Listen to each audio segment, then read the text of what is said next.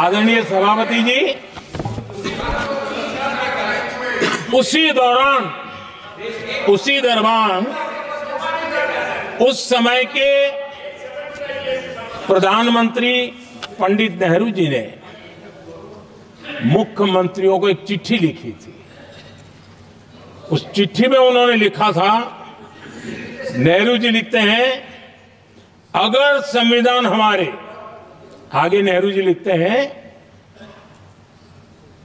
अगर संविधान हमारे रास्ते के बीच में आ जाए, ये नेहरू जी लिख रहे हैं, अगर संविधान हमारे रास्ते के बीच में आ जाए, आगे नेहरू जी कह रहे हैं, तो हर हाल में संविधान में परिवर्तन करना चाहिए। ये नेहरू जी ने मुख्यमंत्रियों को चिट्ठी लिखी।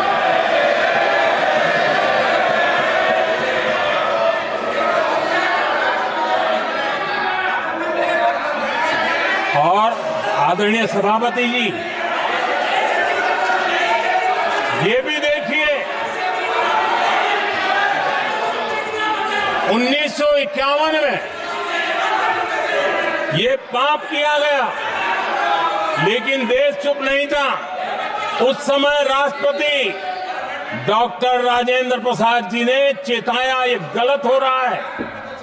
उस समय स्पीकर पद पर बैठे हुए हमारे स्पीकर महोदय ने भी पंडित जी को कहा, गलत कर रहे हो। इतना ही नहीं, आचार्य कृपलानी जी, जयप्रकाश नारायण जैसे महान कांग्रेसी लोगों ने भी पंडित नेहरू ने कहा कि ये रोको, लेकिन पंडित जी का अपना संविधान चलता था और इसलिए उन्होंने इतने वरिष्ठ महानुभावों की सलाह मानी नहीं और उसे भी उन्होंने दरकिनार कर दिया। और आदरणीय सभापति जी, ये संविधान संशोधन करने का ऐसा खून कांग्रेस के मुंह लग गया कि समय समय पर वो संविधान का शिकार करती रही। ये खून मुंह पे लग गया। इतना ही नहीं, संविधान के स्पिरिट को लहू लहान करती रही। आदरणीय सभापति जी, करीब 6 दशक में 75 बार संविधान बदला गया। आदरणीय सभापति जी,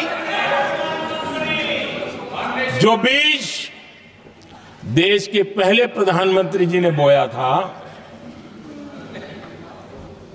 उस बीज को खाद पानी देने का काम एक और प्रधानमंत्री ने किया। उनका नाम था श्रीमती इंदिरा गांधी।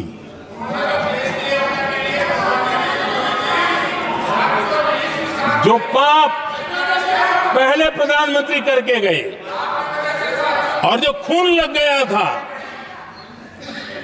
1971 में, सुप्रीम कोर्ट का एक फैसला आया था। उस सुप्रीम कोर्ट के फैसले को संविधान बदल करके पलट दिया गया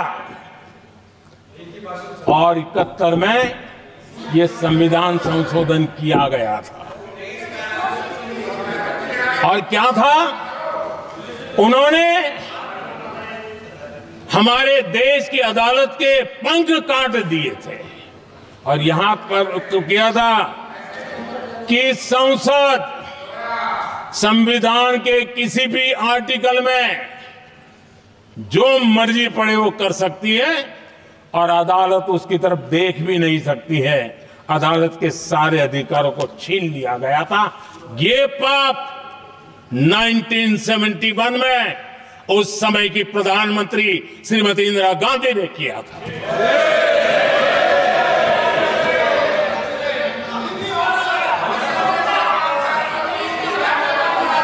और इस परिवर्तन ने इंदिरा जी की सरकार को मौलिक अधिकारों को छीनने का और न्यायपालिका पर नियंत्रण करने का अधिकार दिया, सक्षम बना दिया था। आदरणीय सभापति जी, खून मुंह पे लग गया था, कोई रोकने वाला था नहीं। और इसलिए जब इंदिरा जी के चुनाव को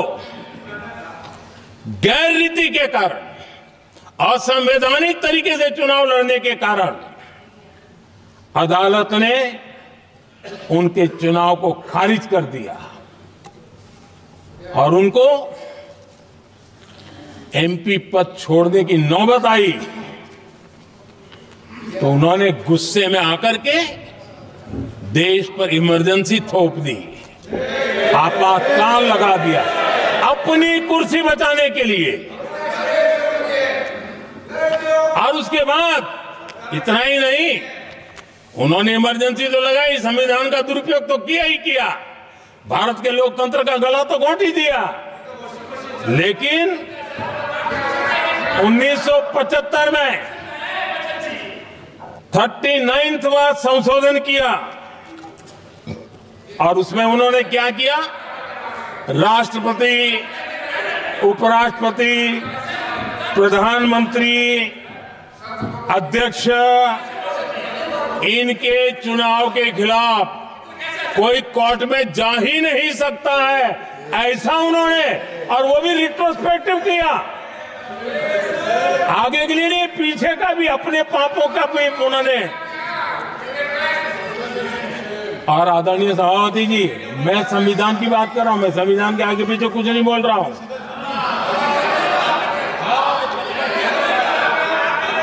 आदरणीय सभापति जी,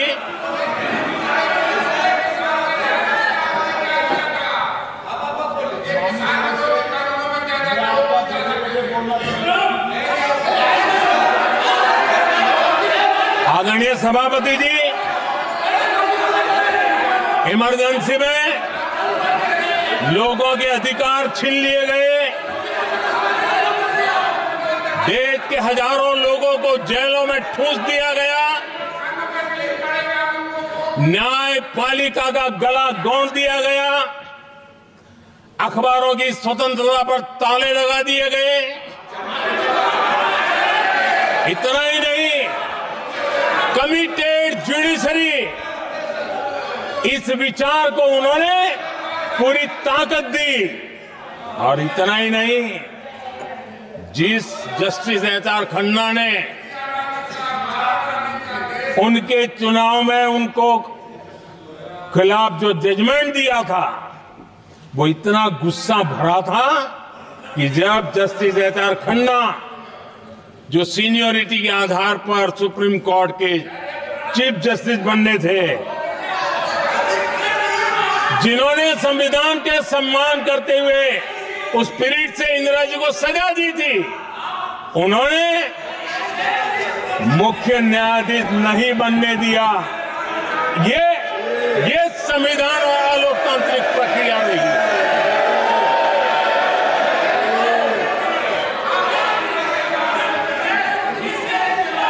आदरणीय सभापति जी, यहां भी ऐसे कई दल बैठे हैं जिनके मुखिया भी सारे जेल में हुआ करते थे। ये इनकी मजबूरी है कि वहां जाके बैठे हैं, उनको भी जेलों में ठूस दिया गया था। आदरणीय सभापति जी, देश पर जुल्म तांडव चल रहा था, निर्दोष लोगों को जेलों में ठूस दिया जाता था, लाठियां बरताई जाती थी, कई लोग जेलों में मौत के शरण हो गए थे, और एक निर्दयी सरकार संविधान को चूर चूर करती रही थी। आदरणीय सभापति जी, ये परंपरा यहां नहीं रुकी। जो परंपरा नेहरू जी ने शुरू की थी, जिसको दूसरे प्रधानमंत्री जी इंदिरा जी ने आगे बढ़ाया, क्योंकि खून मुंह पे लग गया था, और इसलिए राजीव गांधी जी प्रधानमंत्री बने, उन्होंने संविधान को एक और गंभीर झटका दे दिया। सबको समानता, सबको समानता, सबको न्याय, उस भावना को चोट पहुंचाई। आदरणीय सभापति जी, आपको मालूम है सुप्रीम कोर्ट ने शाहबानो का जजमेंट दिया था। एक भारत की महिला को न्याय देने का काम संविधान की मर्यादा और स्पिरिट के आधार पर देश की सुप्रीम कोर्ट ने दिया था। एक वृद्ध महिला को उसका हक मिला था सुप्रीम कोर्ट से, लेकिन उस समय के प्रधानमंत्री राजीव गांधी ने शाहबानो की उस भावना को, सुप्रीम कोर्ट की उस भावना को नकार दिया और उन्होंने वोट बैंक की राजनीति के खातिर संविधान की भावना को बलि चढ़ा दिया और कट्टरपंथियों के सामने सर झुकाने का काम कर दिया। उन्होंने न्याय के लिए तड़प रही एक वृद्ध महिला को साथ देने के बजाय उन्होंने कट्टरपंथियों का साथ दिया। संसद में कानून बना करके सुप्रीम कोर्ट के निर्णय को फिर एक बार पलट दिया गया। आदरणीय सभापति जी, बात वहां से नहीं अटकी है। नेहरू जी ने शुरू किया, इंदिरा जी ने आगे बढ़ाया और राजीव जी ने भी उसको ताकत दी, खाद पानी देने का काम किया। क्यों? संविधान के साथ खिलवाड़ करने का लहू उनके मुंह लग गया। आदरणीय सभापति जी, अगली पीढ़ी भी इसी खिलवाड़ में जुड़ी पड़ी है। एक किताब को मैं कोट कर रहा हूं, उस किताब में जो लिखा गया है और उसमें प्रधानमंत्री उस समय के मेरे पहले जो प्रधानमंत्री थे उनको कोट किया है। उन्होंने कहा है, मुझे यह स्वीकार करना होगा कि पार्टी अध्यक्ष सत्ता का केंद्र है। ये मनमोहन सिंह जी ने कहा है, जो एक किताब में लिखा गया है। मुझे यह स्वीकार करना होगा कि पार्टी अध्यक्ष सत्ता का केंद्र है। सरकार पार्टी के प्रति जवाबदेह है। इतिहास में पहली बार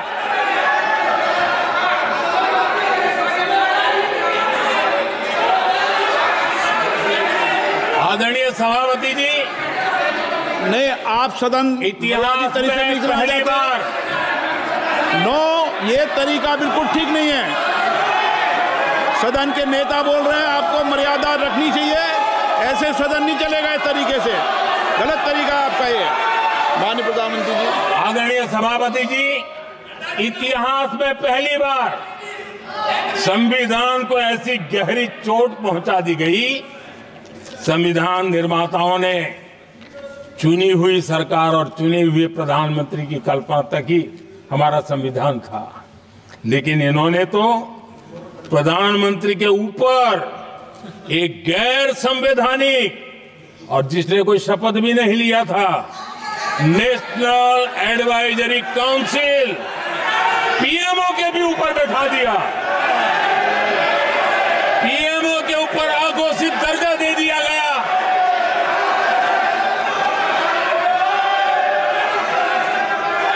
आदरणीय सभापति जी, इतना ही नहीं, और एक पीढ़ी आगे चले और उस पीढ़ी ने क्या किया? भारत के संविधान के तहत देश की जनता जनार्दन सरकार चुनती है और वो सरकार का मुखिया कैबिनेट बनाता है। ये संविधान के तहत है। इस कैबिनेट ने जो निर्णय किया, संविधान का अपमान करने वाले अहंकार से भरे लोगों ने पत्रकारों के सामने कैबिनेट के निर्णय को फाड़ दिया। संविधान को हर मौके पर संविधान के साथ खिलवाड़ करना, संविधान को न मानना, ये जिनकी आदत हो गई थी। और दुर्भाग्य देखिए, एक अहंकारी व्यक्ति कैबिनेट के निर्णय को फाड़ दे और कैबिनेट अपना फैसला बदल दे। ये कौन सी व्यवस्था है?